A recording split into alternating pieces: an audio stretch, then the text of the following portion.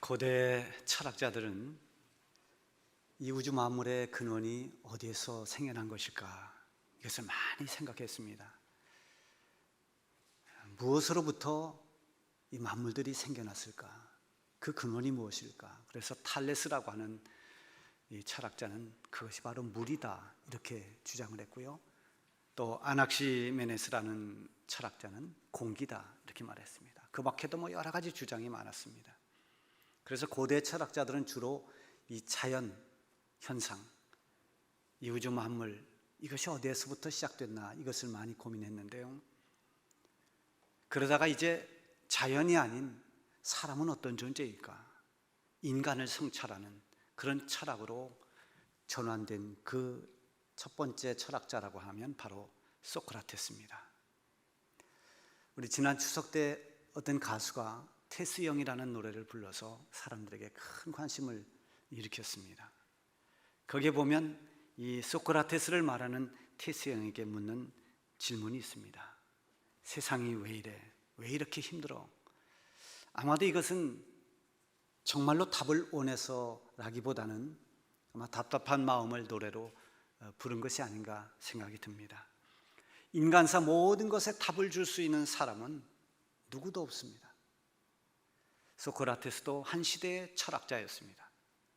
그 역시도 한 사람이었습니다.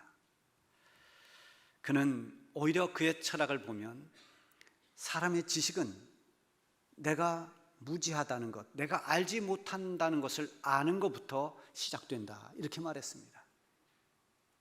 내가 안다고 생각하면 이미 알 수가 없다는 겁니다. 내가 모른다라고 내 무지를 알아야 그때부터 지식은 시작된다 이런 말을 했고요. 그가 남긴 무엇보다도 유명한 말은 너 자신을 알라라는 말입니다.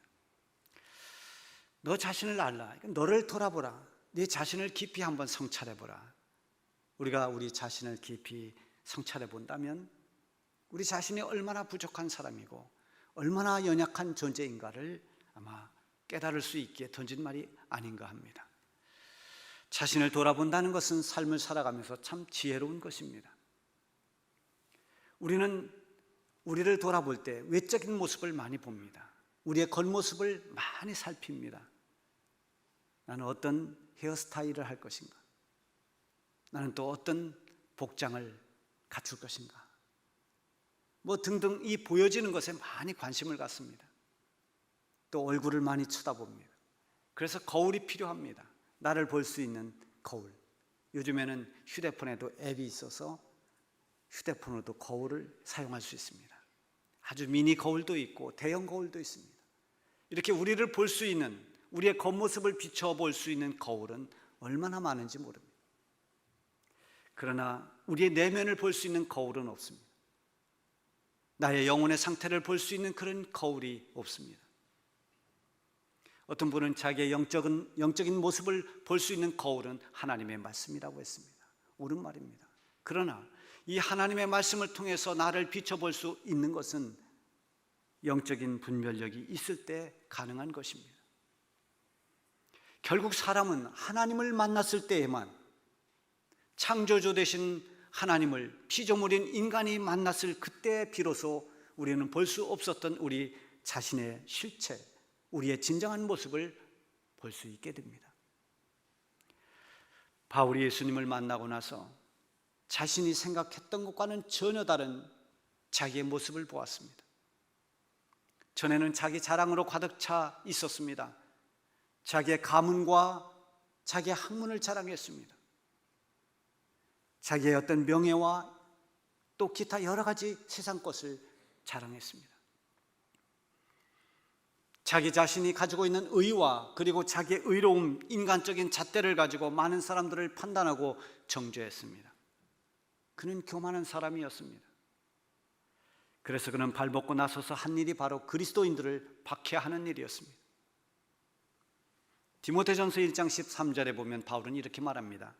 내가 전에는 비방자요, 박해자요, 폭행자이었으나 도리어 긍휼을 입은 것은 내가 믿지 아니할 때 알지 못하고 행하였습니다. 예수님을 만나지 못했을 때, 그가 예수님 믿지 않았을 그때 내가 안다고 거들먹거렸던 그것이 나의 무지에서 알지 못했기 때문에 행한 일들이었다는 겁니다. 그래서 그가 핍박자가 되고 박해자가 되고 비방자가 되었습니다. 그렇게 살아온 그가 예수님을 만나고 영혼의 눈을 뜨고 보니 그것이 얼마나 자신이 자랑했던 것이 무지했던가를 깨달을 수 있었습니다. 자신을 대단한 존재로 여기면서 지금까지 살아왔는데 주님을 만나고 나서 자기를 살펴보니 온통 죄뿐이고 허물투성입니다. 자신의 실체를 보고 나서야 자기가 얼마나 어리석은 죄인인가를 깨달았습니다. 그리고 동시에 그런 나 같은 죄인을 우리 주님이 불쌍히 여기시고 나를 용서해 주시고 나를 부르시고 택하셔서 하나님의 일꾼으로 삼았다는 이것이 얼마나 큰 은혜인가를 깨닫게 됐습니다. 그래서 바울이 전한 복음서에 보면은 온통 은혜라는 단어가 많이 나옵니다. 바울 서신에 보면 은혜라는 단어는 어디에도 등장합니다. 그가 처음 바울 서신에 인사하는 첫머리에도 보면 너에게 은혜와 평강이 있을지어다, 은혜를 반드시 그는 말하고 있습니다. 아마도 은혜가 아니고서는 자기가 사도된 것을 어떻게 설명할 수가 없었을 것입니다. 이것은 바울뿐만 아니라 우리 모든 그리스도인들이 영원히 잊지 말고 우리 가슴에 새겨야 할 한 단어가 있다면 그것은 하나님의 은혜입니다.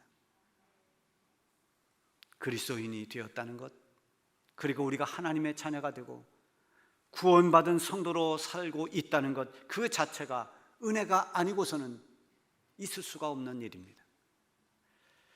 그것만이 아니라 우리가 성도로서 살아가는 동안에도 우리는 하나님의 은혜로 살아갑니다. 우리가 깨닫든 깨닫지 못하든 성도로서의 삶을 살아가는 모든 삶에는 하나님의 은혜가 아닌 것이 없습니다. 하나님의 은혜로 우리는 매 순간 살아갑니다.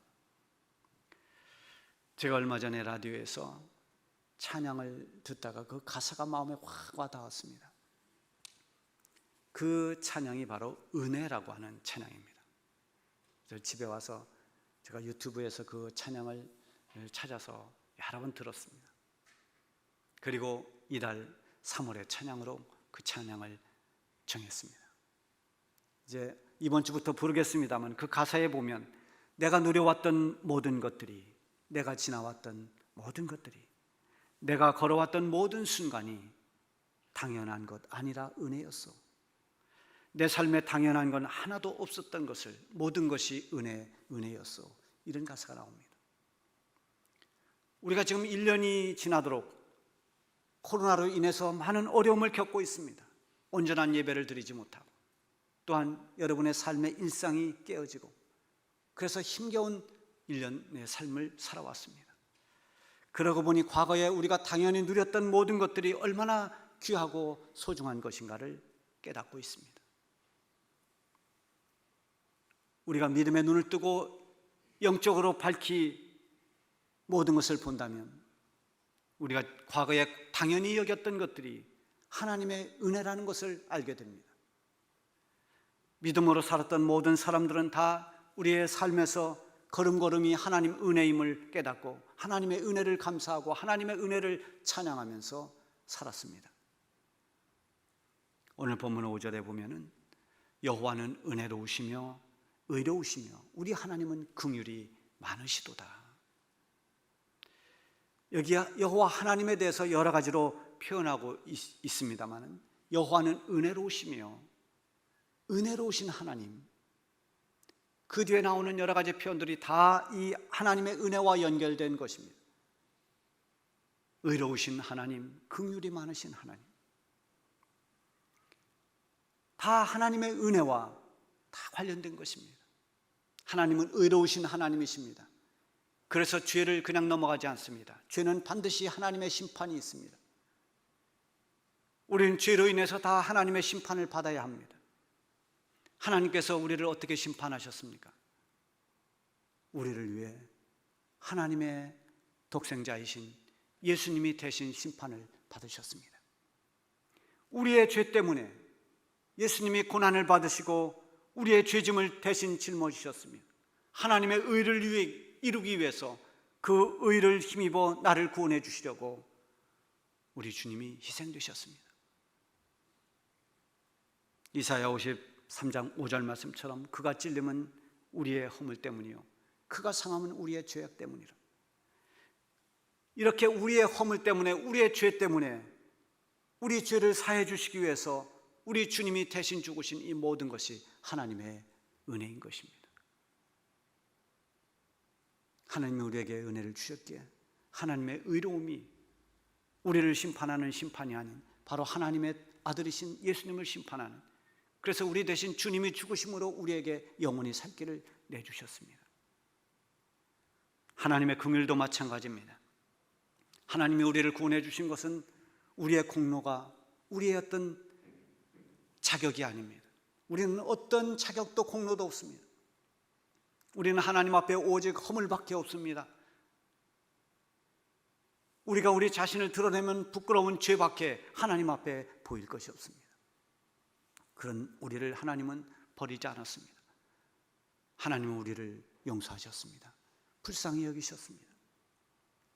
그래서 하나님의 긍휼의 손으로 우리를 구원하신 것입니다. 하나님의 긍휼, 이 역시 하나님의 크신 은혜인 것입니다. 오늘 본문의 모든 말씀도 다 하나님의 은혜와 관련됐습니다. 6절에 보면 여호와께서 순진한 자를 지키시나니 내가 어려울 때 나를 구원하였도다. 세번역 성경에 보면 내가 가련하게 되었을 때 나를 구원하여 주셨다, 이렇게 나옵니다. 내가 힘들고 어려울 때, 정말 비참하고 가련할 때, 이때 모든 사람들은 낙심합니다. 절망감이 찾아옵니다. 이럴 때 스스로 위축이 돼서 자신이 너무나 작아 보이고 초라해 보입니다. 사람이 이렇게 되면은 악순환이 일어나게 됩니다. 모든 것에 자신이 없어집니다. 사람들이 나에게 뭐라고 하는 것만 같습니다. 어떤 일에 용기가 나지를 않습니다. 그러다 보니 점점 모든 것이 꼬입니다. 힘들어집니다. 삶이 힘들고 어려울수록 우리는, 그럴 때일수록 더 우리는 하나님을 향해 머리를 들어야 됩니다. 하나님을 바라보아야 됩니다. 하나님의 말씀에 귀를 기울이고 하나님 말씀을 붙잡아야 됩니다. 기도를 통해서 하나님과 깊은 교제를 나누면서 하나님께 더 가까이 나아가야 됩니다. 그럴 때 우리가 미처 몰랐던 하나님의 은혜를 발견하게 됩니다. 그 은혜 안에 거할 때 하나님은 어느새 나를 그런 여러 가지 절망에서, 그런 가련함과 초라함과 어려움 속에서 나를 건져내신다는 것을 경험하게 되는 것입니다. 시편 40편 2절에 보면 다윗이 이렇게 고백합니다. 나를 기가 막힐 웅덩이와 수렁에서 끌어올리시고 내 발을 반석 위에 두사 내 걸음을 견고하게 하셨도다. 스스로 헤어나올 수 없는 정말 기가 막힌 웅덩이, 아무리 몸부림쳐도 빠져나올 수 없는 그런 수렁, 그곳에서 내가 감당할 수 없는 그런 상황에 놓여 있을 때 나를 건져주신 분이 하나님이시라고 고백합니다. 이것은 하나님의 은혜를 노래한 것입니다. 내가 어려울 때 나를 건져주신 하나님, 내가 멸망당할 수밖에 없을 때 나를 구원해 주신 하나님, 이런 하나님의 은혜가 있기에 우리는 어떤 어려움 가운데 있어도 그 어려움을 이겨낼 수가 있는 것입니다. 7절에 보면 내 영혼아 네 평안함으로 돌아갈지어다 여호와께서 너를 후대하심이로다. 이것 역시도 하나님 은혜입니다. 여호와께서 너를 후대하셨다, 후하게 대해주셨다, 너를 너그럽게 대해주셨다, 이런 말씀입니다. 하나님이 우리에게 얼마나 너그럽게 대해주셨습니까? 예수님이 비유하신 누가복음 15장에 보면 거기 둘째 아들 탕자가 나옵니다. 아버지에게 재산을 달라 해서 아버지를 떠나서 먼 나라로 떠났습니다. 그곳에 가서 허랑방탕하면서 모든 걸 다 잃어버렸습니다. 죽을 지경이 되었을 때 그는 아버지를 떠올립니다. 염치가 없지만 이제 사는 길은 아버지께로 돌아가는 길밖에 없습니다. 그렇게 돌아온 아들을 아버지는 책망하지 않습니다. 그 아들을 멀리서 바라보고 달려가서 그 아들을 끌어안고 목을 어긋 맞추고 입을 맞춥니다. 그를 환영해주고 그를 위해서 송아지를 잡아서 잔치를 벌립니다. 아버지의 마음을 아프게 했던 아들이지만 그가 돌아왔을 때 그를 맞아주고 그를 환영해 줍니다. 얼마나 넉넉하게 너그럽게 대해 주십니까? 바로 이 아버지가 우리의 하나님이십니다. 죄 가운데 방황하던 우리가 하나님 품에 돌아오면 하나님은 우리를 안아주십니다. 우리를 받아주십니다. 예수 그리스도 안에서 우리를 하나님의 자녀로 삼아주십니다. 이분이 하나님이십니다. 이 역시 하나님의 크신 은혜인 것입니다. 8절에 보면 또 주께서 내 영혼을 사망에서 내 눈을 눈물에서 내 발을 넘어짐에서 건지셨나이다. 내 영혼을 사망에서 건져주셨다고 했습니다. 우리 영혼을 살리시는 분은 하나님밖에 없습니다. 영혼을 살릴 수 있는 힘이 누구에게 있습니까? 세상 어느 곳에 영혼을 살릴 수 있는 능력을 가지고 있는 사람이 있습니까? 영혼이 사망에서 건짐받았다는 것, 구원의 은혜를 말합니다. 우리를 구원해 주실 분은 하나님 한 분밖에 없습니다. 이 구원의 은혜, 이것은 은혜 중에 가장 큰 은혜입니다. 우리의 영혼은 다 멸망당할 수밖에 없는 죄 가운데 있던 우리들입니다. 그런 우리를 하나님이 사망에서 건져내셨습니다. 그리고 그 은혜를 감격해서 우리는 찬양을 부릅니다. 많은 하나님의 구원의 감격해서 부르는 찬양이 있습니다만 305장 찬송이 그 찬송입니다. 나 같은 죄인 살리신 주 은혜 놀라워 잃었던 생명 찾았고 광명을 얻은 큰 죄악에서 건지신 주 은혜 고마워 나 처음 믿은 그 시간 귀하고 귀하다. 여기 보면 나 같은 죄인 살리신 주 은혜 놀라워 큰 죄악에서 건지신 주 은혜 고마워. 하나님의 은혜가 얼마나 놀랍고 얼마나 고맙습니까? 우리의 영혼을 살려주신 하나님의 은혜는 우리가 평생 불러야 할 우리의 노래요 우리의 찬송이 되어야 합니다. 이어서 내 눈을 눈물에서 건져주셨다고 했습니다. 이것은 하나님의 위로를 말합니다. 우리에게 진정한 위로를 주신 분이 하나님이십니다. 내가 슬픔에 빠져 있지 않도록 내 슬픔을 이기도록 해주시는 분이 하나님이십니다. 하나님의 위로를 받는 성도들은 힘을 얻습니다. 하나님의 위로를 얻은 성도들은 슬픔에서 일어날 수 있습니다. 우리가 모든 슬픔과 이런 낭망에서 일어날 수 있는 것은 바로 하나님이 우리를 위로해 주시기 때문입니다. 여러분의 삶에도 날마다 이런 하나님의 위로를 경험하기를 바랍니다.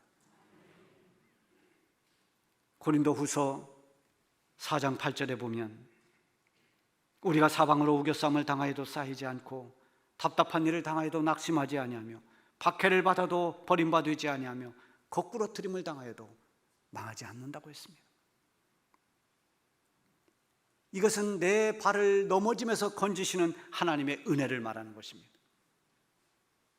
우리가 넘어질 때 넘어지지 않도록 하나님이 우리를 붙들어 주십니다. 우리를 일으켜 주십니다. 우리가 다시 일어날 수 있는 것은 바로 우리의 걸음을 다시 일으켜 세우시는 하나님의 은혜가 있기 때문입니다. 이런 하나님의 은혜를 믿으면 우리는 잠시 흔들릴 수 있지만 넘어지지 않습니다. 아니, 넘어진다 하더라도 다시 일어날 수 있습니다. 하나님은 우리를 넘어짐에서 일으켜 세워주시는 은혜로운 하나님이십니다.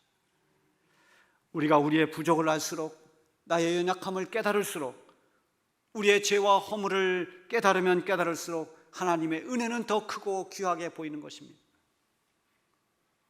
로마서 5장 20절에 보면은 죄가 더한 곳에 은혜가 넘쳐나니, 죄가 많은 곳에 은혜가 넘쳐났다고 했습니다. 율법을 들여다보면 우리 죄가 드러납니다. 율법의 거울로 우리가 들여다보면 우리가 얼마나 죄투성인 것, 죄와 허물로 가득 차 있는지를 우리는 깨달을 수 있습니다. 그러나 죄가 많기에 죄사함 받고 구원받은 은혜는 더 크게 보이는 것입니다. 그래서 내가 죄인인 것을 크게 깨닫는 사람일수록 하나님의 은혜에 대해서도 더 크게 감동합니다. 나 같은 죄인이 구원을 받았다. 나 같은 죄인이 하나님의 은혜를 받았구나. 그래서 감격하는 것입니다. 여러분, 사도 바울은 예수님을 만난 뒤에 나 같은 죄인을 버리지 않고 주님의 은혜로 나를 이렇게 하나님의 일꾼 세우신 그 은혜에 대해서 그는 감격했습니다. 나를 일꾼 삼았다는 그것이 너무나 감사했습니다. 그가 예수님을 만나서 구원받은 그 은혜도 감사하지만 그가 사도로서 부름을 받고 그 사명을 감당할 수 있었던 모든 것도 하나님이 나에게 은혜를 주셨기 때문에 가능했다고 그렇게 고백합니다. 고린도전서 15장 10절에 보면 그러나 내가 나 된 것은 하나님의 은혜로 된 것이니 내게 주신 그의 은혜가 헛되지 아니하여 내가 모든 사도보다 더 많이 수고하였으나 내가 한 것이 아니요 오직 나와 함께 하신 하나님의 은혜로라. 내가 오늘 나 된 것은 하나님의 은혜라고 고백합니다. 내가 이곳저곳을 다니면서 많은 박해를 받고 고난 가운데서도 복음을 전할 수 있었던 그 모든 것은 내가 잘나서가 아니라 내가 능력이 있어서가 아니라 나와 함께 주신 하나님의 은혜라고 고백하고 있습니다. 여러분, 하나님의 은혜는 우리가 다 헤아리지 못합니다. 하나님의 은혜는 정말 측량할 수가 없습니다. 오늘 본문 마지막 12절에 보면 내게 주신 모든 은혜를 무엇으로 보답할까? 여러분, 하나님의 은혜를 무엇으로 보답하겠습니까? 하나님의 은혜를 보답할 수 있는 것은 없습니다. 하나님의 은혜를 갚아도 갚을 수가 없는 것이 하나님 은혜입니다. 은혜에 보답하는 길이 있다면 그것은 은혜를 잊지 않고 사는 것부터 시작이 돼야 됩니다. 하나님의 은혜를 잊지 않아야 됩니다. 다윗은 스스로에게 이렇게 선언합니다. 내 영혼아 여호와를 송축하며 그의 모든 은택을 잊지 말지어다. 하나님이 나에게 주신 그 모든 은혜를 결코 잊지 말지어다 자신에게 선포합니다. 너는 평생 동안 하나님의 은혜를 잊고 살아서는 안 된다. 그 결단을 하고 있는 것입니다. 왜 하나님을 멀리하는 것일까요? 하나님의 은혜를 잊어버렸기 때문입니다. 왜 우리가 믿음을 버리거나 믿음이 약해질까요? 하나님의 은혜를 자꾸만 잊기 때문입니다. 하나님 은혜에 대한 감동이 식어지기 때문입니다. 하나님의 은혜를 잊지 않고 그 은혜를 기억하고 그 은혜를 묵상하고 그 은혜에 응답하는 삶을 살아간다면 우리는 결코 어떤 어려움 속에 있다 할지라도 흔들리거나 넘어지지 않을 것입니다. 지금도 우리는 여전히 하나님이 주시는 그 은혜 안에서 살아가고 있습니다. 이 사순절 기간에 떠오르는 것들이 많이 있습니다. 무엇보다도 예수님의 고난이 떠오를 것입니다. 예수님이 밤새 고문당하시면서 맞았던 그 채찍, 그리고 예수님이 머리에 쓰셨던 가시면류관, 예수님이 지고 가신 그 십자가, 그리고 예수님의 진이 매달리신 십자가, 예수님의 죽으심. 그래서 이 사순절 기간에는 뭔가 슬프고 뭔가 침울합니다. 주님의 고난당하신 주님의 그 아픔이 자꾸만 떠오릅니다. 그래서 가슴 아픈 일들을 묵상합니다. 고난받으시는 주님의 모습을 묵상합니다. 그러나 우리 주님의 고난은 바로 승리를 위한 전주곡과 같은 것입니다. 주님이 고난당하신 그 고난, 그 아픔, 그 침울함이 주제가 아니라 십자가를 통해서 우리를 구원해 주시는 하나님의 그 놀라운 은혜, 그 은혜가 묵상되어야 됩니다. 주님이 나를 위해 고난받으신 것도 나를 위한 하나님이 베풀어 주시는 은혜입니다. 주님이 날 대신해서 십자가 지신 것도, 날 위해 죽으신 것도, 나를 위해 다시 살아 부활하신 것도 다 하나님의 은혜인 것입니다. 이 사순절 기간에 은혜를 많이 묵상하시기 바랍니다. 우리는 사도 바울처럼 내가 나 된 것이 하나님 은혜입니다, 이런 고백으로 살아야 됩니다. 우리가 구원받은 것도 하나님 은혜입니다. 하나님의 자녀가 되어 성도로서 천국을 소망하며 살아가는 것 하나님 은혜입니다. 힘든 세상을 살고 있지만 언제나 주님과 동행할 수 있는 이 축복 하나님의 은혜입니다. 이 은혜를 생각하면서 이 3월 한 달을 주님과 동행하시기 바랍니다. 기도하겠습니다.